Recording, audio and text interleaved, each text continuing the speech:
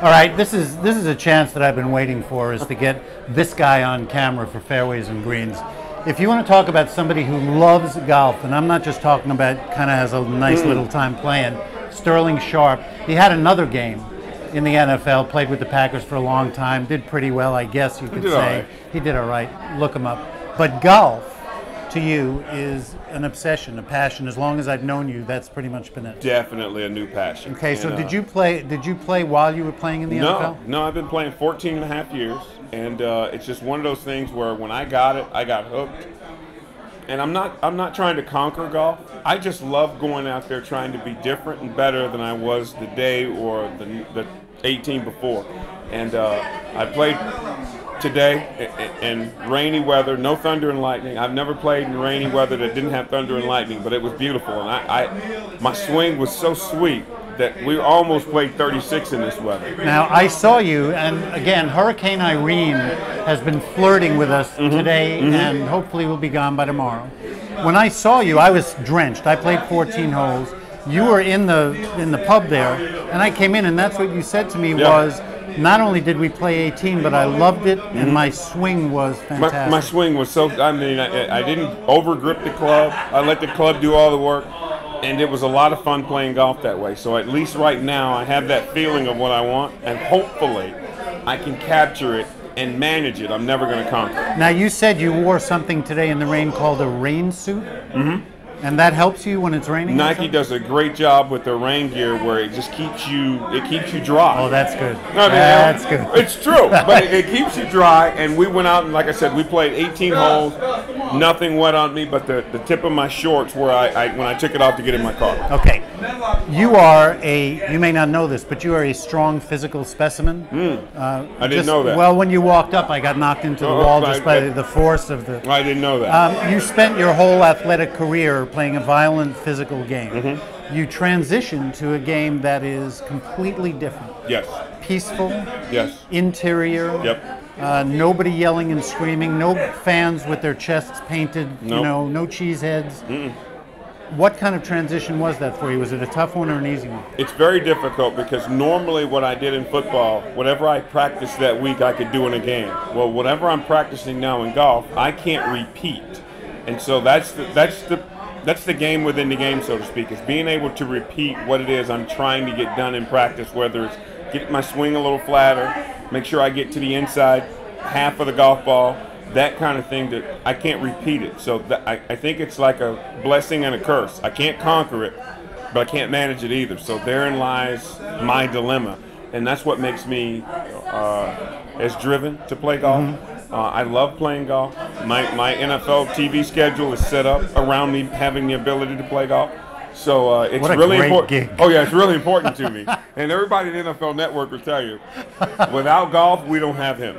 Isn't that amazing? It's I love that you set it up that way. I have to say that I've played with you in a whole bunch of events, and every time I see you, when I watch you, observe you playing, you have an unbelievable game. I mean, you're not just kidding around. You have fantastic. Thank you. You have fantastic touch.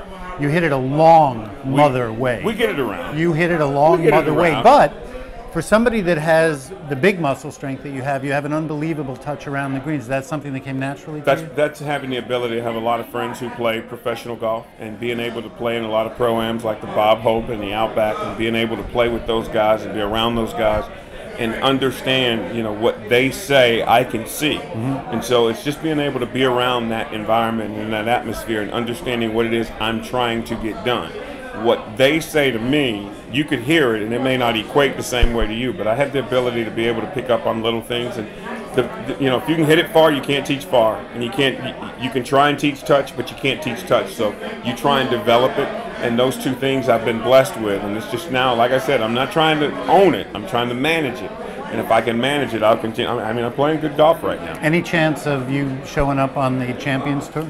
Well, the problem is when I get on the Champions Tour, Fred Couples, VJ Singh, all the Ernie Els, all those guys will be on the Champions Tour. So it's difficult Come for on, me. They're going to be burned out, man. You're going to be so fresh. But you know what? They've been doing this their entire lives. I had another job that I was doing before I came to golf. But you know what? I just like getting out playing. I love being able to learn different stuff from other people who've done this for a living, who want to do this for a living. So hopefully my game will progress where I can give it a shot and go to qualifying school and see what happens there. But I just, you know what, I play on a lot of the mini tours around here.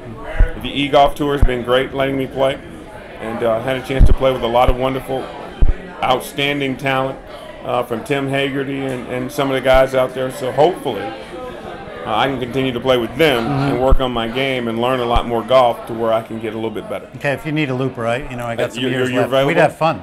There you go. We would have fun. We would have a lot of fun. Okay, you're a South Carolina man, went to USC. Favorite courses in the South Carolina area or the Southeast that you want to tell people about? I'm a member at Spring Valley Country Club in Columbia. Wonderful golf course. They do a great job with us as members. We feel very special being able to play there every day. Sage Valley. Man, it's hard to beat Sage Valley and Graniteville. Welton Wyatt did an outstanding job putting that track in those group of trees, and they treat you like your home. So, you know, if I can't play Spring Valley, which is my home course, then let me go to Sage Valley. If I can't play Spring Valley every day, let me die at Sage Valley. That's funny. Well, you know, you've been a big supporter of the Know Your Score event. Yes. You're a good friend, and when we call, you just run. You've done this with a lot of things. This is something that's obviously important to you too. What part of the Know Your Score event appeals to you the most? What brings it home for you? Most importantly for me, the face is you.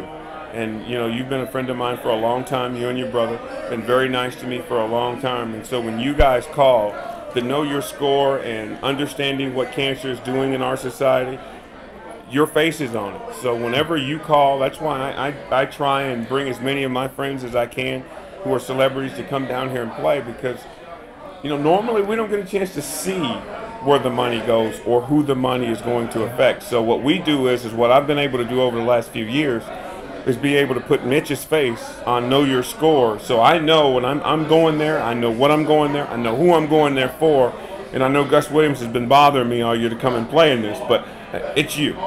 You and your wife have been wonderful to me, and your family's been wonderful to me, and a really good friend. And so if you call, chances are not only am I going to answer, but you don't call very often, so you email. I'll respond to your email, and I'm trying to come back and play golf. Well, I do have to say that, and I emailed you at one point because I said that when Sterling's brother Shannon was just inducted into the Hall of Fame, one of the great things that he said was, "I'm not the best football player in my house." Now, I don't know your brother, but I have to say, from my experience, I'm thinking you're probably the best human in the house too, and I'm really happy. We got a really good family, and we were raised really, you know, and I think that's one of the things that he brought to the forefront in his Hall of Fame induction speech was the fact that how close our family was, and I think we as a society have kind of gotten away from that. We were raised the right way. Our grandmother was the head of the household, and whatever she said went. There was no questions asked, no room for debate. And the one thing that listening to him talk about how we grew up is that, you know what, if we could do it all over again, we wouldn't change a thing. And I think because of how we were raised, it made our transition from leaving home to college to the NFL to doing TV, it made it very, very easy because we felt like we were prepared, because we were respectful of everything and everyone, and we understood that there was a job to do. And when you have a job, you don't complain, you don't explain, you get that job done. And our grandparents did an outstanding job with us. Well, we're thrilled you're here, and I can't tell you how much it means to me. Thanks, man. You are very welcome. Appreciate it.